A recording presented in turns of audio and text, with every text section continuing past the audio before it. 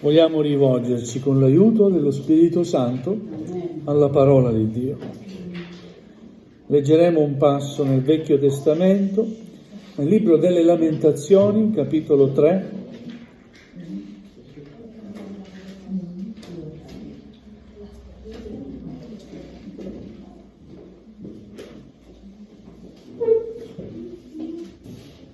Leggeremo il capitolo 3 delle Lamentazioni dal verso 54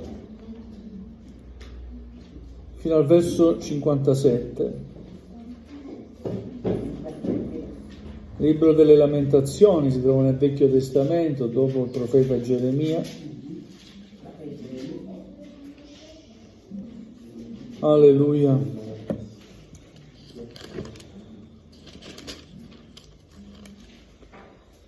Gloria a Dio. Lamentazioni, capitolo 3, dal verso 54. Se appena lo trovate, vi chiedo gentilmente di alzarvi in piedi. Vogliamo onorare la parola di Dio, cambiare posizioni, ma dare la giusta attenzione, giusto rispetto alla parola del Signore. Alleluia. Dio sia lodato. Le acque salivano fin sopra il mio capo. Io dicevo, è finita per me. Io ho invocato il tuo nome, o Signore, dal fondo della fossa. Tu hai udito la mia voce. Non chiudere l'orecchio al mio sospiro, al mio grido. Nel giorno che io ti ho invocato, ti sei avvicinato. Tu hai detto, non temere. Amen. Fin qui la lettura della parola del Signore. Accomodatevi pure.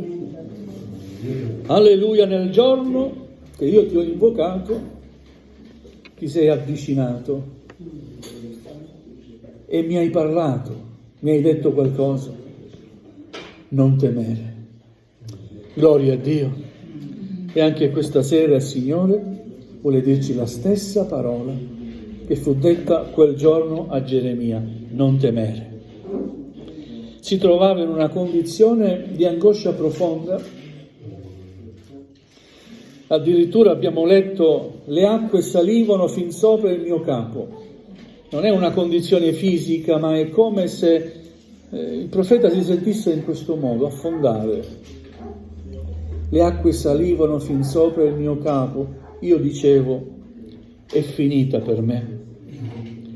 E quante volte ci siamo trovati in condizioni così difficili dal pensare la stessa cosa e dal dire è finita per me.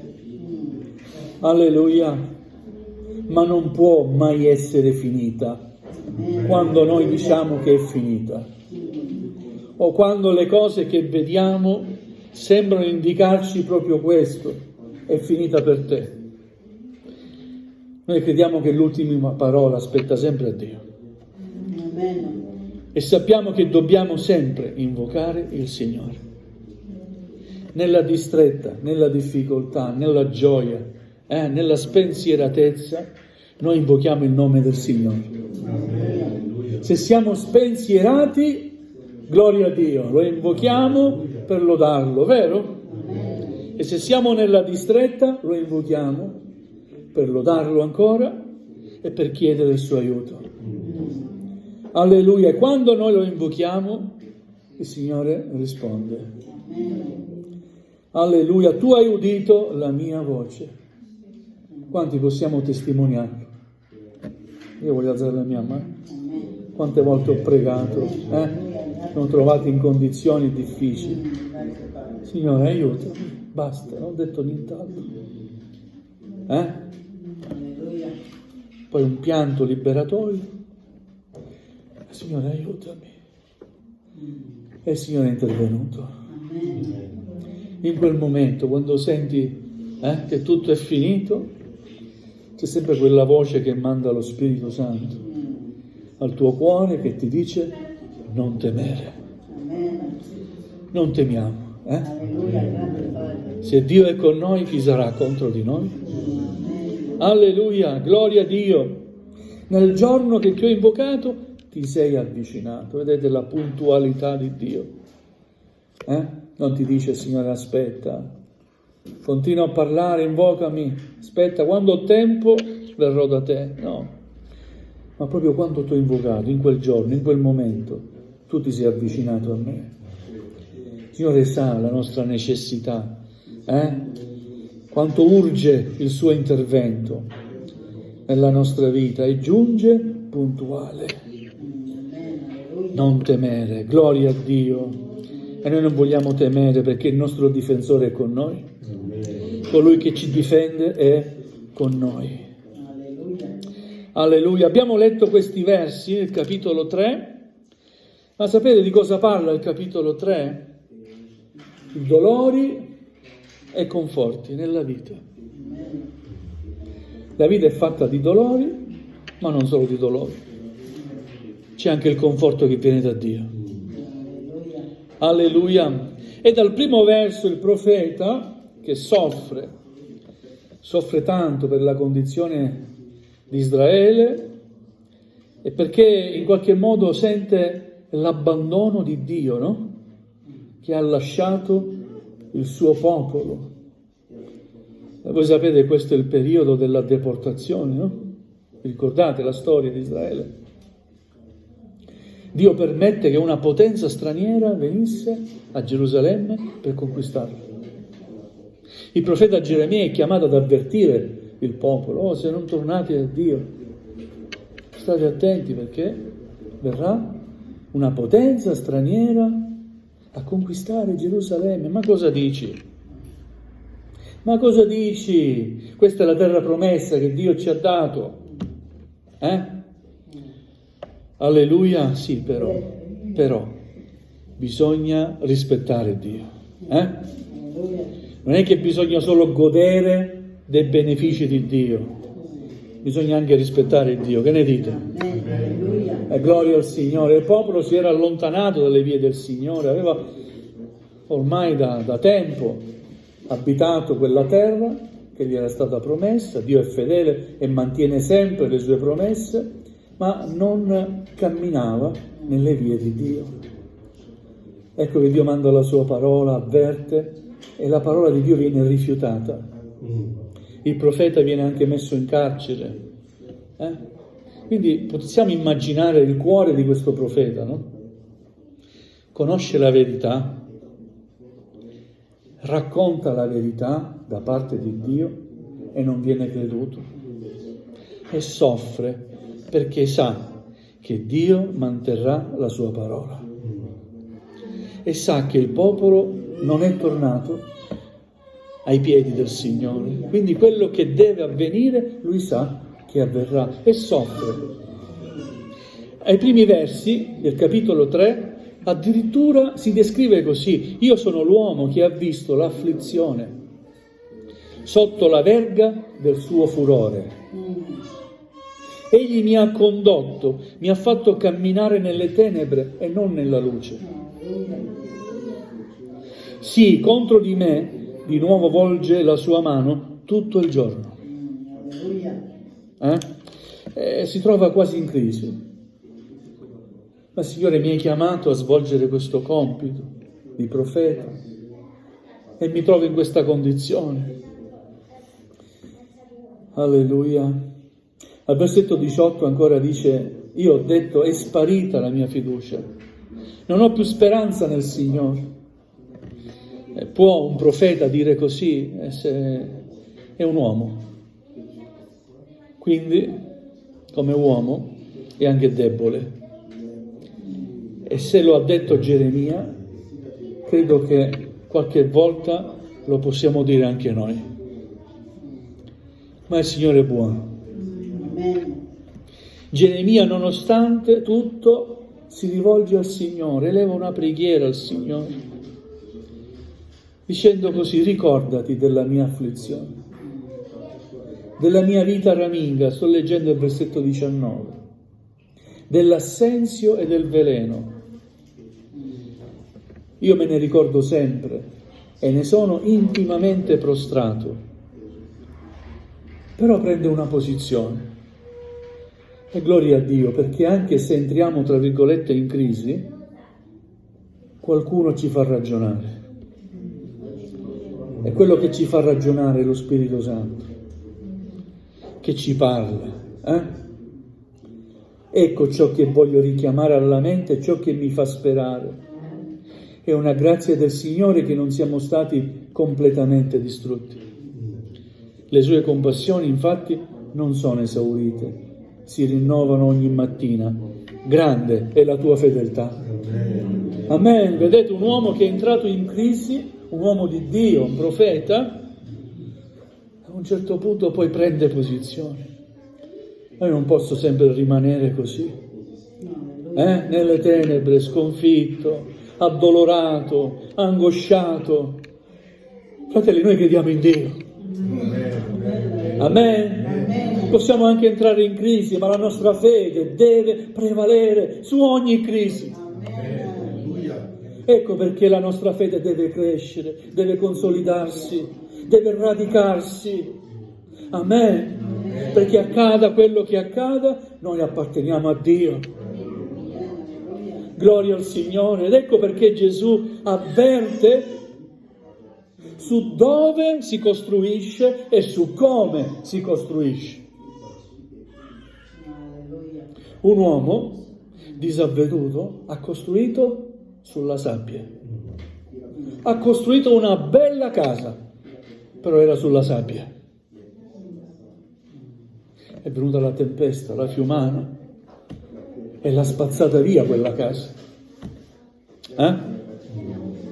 E invece un uomo avveduto ha costruito sulla roccia. È venuta la fiumana, tempesta, però quella casa non è stata smossa. E così deve essere la nostra fede. Amen. Alleluia. Siamo uomini, siamo fatti di carne.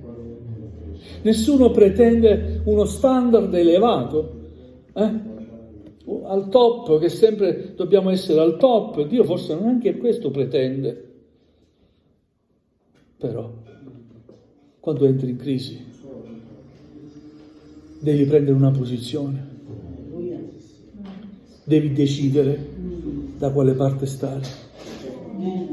Dallo sconforto e lasciarti andare in balia dell'angoscia, dello sconforto, o la tua fede è riposta al sicuro nel Signore e ti dice: credi in Gesù, non temere. Il Signore verrà, invoca il Signore e Lui verrà, ti aiuterà. Gloria a Dio. Prende posizione il profeta e dice: ecco cosa voglio pensare. Non posso sempre pensare a cose negative, perché al pensare sempre cose negative ci deprimiamo. Che ne dite? Siete d'accordo? E il credente non può sempre pensare a cose negative, deve pensare anche a cose positive.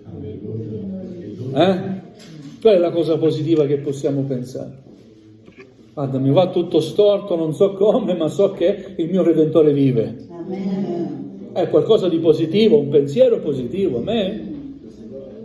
Non so come farò, cosa farò, ma so che mi inginocchierò, invocherò il Signore e Lui mi aiuterà. Amen. Ecco cosa deve fare il credente. Deve credere. Alleluia. Prende posizione. Io voglio richiamare alla mente ciò che mi fa sperare. Cosa ti fa sperare? Considerare che è una grazia del Signore essere dove sei. Ma ti senti veramente così sconfitto? Ti manca veramente tutto? Io credo di no. Sai perché lo credo? Perché conosco il Signore e so che Lui pone sempre dei limiti. E dice, fino a qui, dopo no. Non permette la prova oltre le nostre forze. Lui sa quanto siamo deboli. Amen. Amen. Ed ecco perché il profeta può dire una grazia del Signore che non siamo stati completamente distrutti. Sì, la distruzione ci ha colpito, ma non siamo stati completamente distrutti. le sue compassioni non si sono esaurite. Si rinnovano ogni mattina. Grande è la tua fedeltà. Amen. Alleluia. Pensa positivo. Svegliati la mattina e riconosci che le compassioni di Dio proprio in questo nuovo giorno si sono rinnovate per te. Alleluia. Cambia considerazione, vedete, basta un attimo, che poi anche quello che pensiamo cambia. E così il profeta cambia anche nei suoi pensieri. Riesce a dire: Signore è la mia parte. Io dico: perciò spererò in Lui, versetto 24. Versetto 25 dice ancora: il Signore è buono con quelli che sperano in Lui, con chi lo cerca. Se restava in quella condizione non poteva mai dire queste cose. Ma lui ha preso una decisione, ha preso una posizione.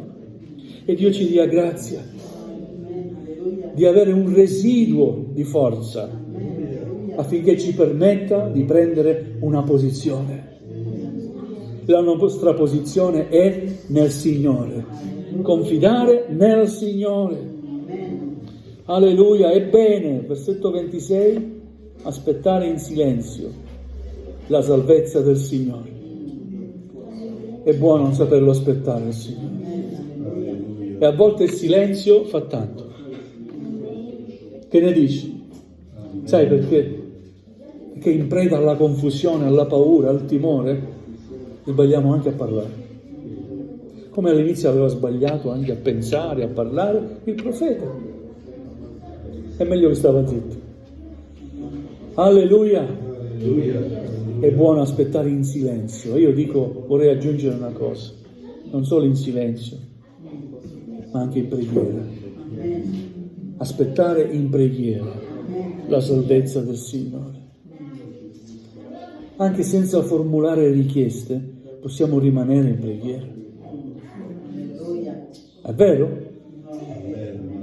Quando il nostro spirito cerca lo spirito del Signore e con la nostra mente prendiamo posizione e cerchiamo la mente di Cristo e col nostro cuore ci rivolgiamo con la preghiera intima, anche se non riusciamo a proferirla con la nostra bocca, ma intimamente il nostro cuore parla con Dio. E siamo certi che Dio ascolta ogni preghiera del cuore. Amen. Alleluia, perché il Signore è buono con quelli che sperano in Lui, con chi lo cerca. Alleluia. Versetto 31 dice così: il Signore infatti non respinge per sempre, ma si affligge, ha pure compassione, secondo la sua immensa bontà. Poiché non è volentieri che egli umilia e affligge i figli dell'uomo. Io credo che il Signore non godeva nella sofferenza né del profeta e neanche di quel popolo che da lì a poco sarebbe stato deportato come schiavo in una nazione straniera, lontana, in Babilonia. Quando il Signore permette qualche cosa negativa nella nostra vita, non è perché vuole punirci o farci del male, ma l'unico scopo è riportarci a Lui. Ecco perché crediamo a questa parola: il Signore non respinge per sempre, ma si affligge, ha pure compassione, secondo la sua immensa bontà. Amen. Dio sa come trattarci. Tu sai come trattare i tuoi figli, vero? Dio sa come trattare i suoi figli. A volte è duro, a volte è meno duro, però credetemi, tante volte abbiamo bisogno di durezza, perché il nostro cuore non sa e non vuole piegarsi alla volontà di Dio. Alleluia. Versetto 40 dice così, Geremia, questo libro delle lamentazioni: esaminiamo la nostra condotta, valutiamola e torniamo al Signore. Possiamo dire amen? Esamina la tua condotta, io esamino la mia, esaminiamoci e vedrete che lo Spirito Santo ci rivelerà quello che dobbiamo lasciare nella nostra vita e che non possiamo trascinarci dietro nel nostro cammino cristiano. Ci sono cose che dobbiamo lasciare perché Dio non le vuole queste cose. E allora vogliamo dire, Signore, dacci la forza di lasciare ciò che dobbiamo lasciare. Valutiamo la nostra condotta, esaminiamoci davanti a Dio. Che figlio sono io per te, o Padre? Io mi chiedo questo, tante volte dico, Dio, ma Padre mio, che figlio sono io per te? E invece di guardare agli altri, esaminare gli altri, vogliamo esaminare noi stessi. Poi sono quelli che fanno lo scanner di tutti. Ma come fai a giudicare gli altri? Guarda te stesso. Amen. Perché è buono che guardiamo noi stessi. Guardare gli altri non ti porterà a nulla. Dobbiamo solo guardare a Cristo. Principalmente dobbiamo guardare a Cristo. Poi esaminiamo la nostra condotta, valutiamola e sicuramente abbiamo bisogno di tornare al Signore. Eleviamo le mani e i nostri cuori a Dio nei cieli. Alleluia. E Geremia dice così, noi abbiamo peccato, siamo stati ribelli, versetto 42, e tu non hai perdonato. Il Signore non li ha perdonati perché non c'erano le condizioni per perdonarli. Non c'era un vero e reale pentimento. Quando non provi dispiacere per le cose che hai fatto, per gli errori che hai fatto, non è pentimento. Ma un reale pentimento è quando, pensando agli errori che hai fatto, provi un profondo dispiacere, una profonda vergogna davanti a Dio. E allora sì, ti penti. Signore, potessi tornare indietro. Ma io non posso tornare indietro, Signore. Però ti prego, cancella i miei peccati. Gloria a Dio. Alleluia. Vogliamo veramente apprezzare la fedeltà del Signore. Tornando ai versi che abbiamo letto, il testo principale. Io ho invocato il tuo nome, o Signore, dal fondo della fossa, tu hai udito la mia voce. Tutti possono invocare il Signore. Non solo noi credenti, ma anche chi non è credente. Io ho ascoltato certe testimonianze che anche chi non era credente e poi è diventato credente, in un momento particolare della propria vita si è rivolto a Dio. Mai lo aveva fatto, però in un momento particolare si è rivolto a Dio. Dio, aiutami. Come dire, tu sei l'unico, tu sei l'unica speranza, tu sei l'ultima cosa che posso fare, rivolgendomi a te, Signore. E questa ricerca, questo cercare Dio, questo invocare Dio, anche se non si aveva la conoscenza di Dio e della salvezza, ha prodotto un risultato. E poi questi fratelli sono convertiti. Gloria a Dio. Alleluia. Nel giorno che tu hai invocato, ti sei avvicinato. Il Signore risponde sempre. Quando lo invochi, da un cuore sincero, da un bisogno vero e reale, quando la tua fiducia è completamente rivolta a Lui. Il Signore non ti delude mai, né mai lo ha fatto e mai lo farà. Molte persone ci deluderanno. Mi è capitato al lavoro. Chiedi aiuto, sei con una mano tieni un peso, un'altra mi dai una mano. Oh, sei invisibile. Mi dai la mano? Poi alla fine, oh Signore, aiutami tu. Non so come, ma riesci a fare il lavoro.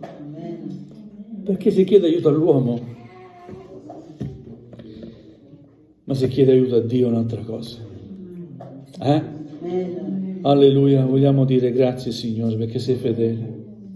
E anche se viviamo in difficoltà, in prove, sappiamo che tu sei fedele e ci libererai dalla fossa. Amen. Vogliamo chinare il nostro capo, gloria a Dio. Alleluia.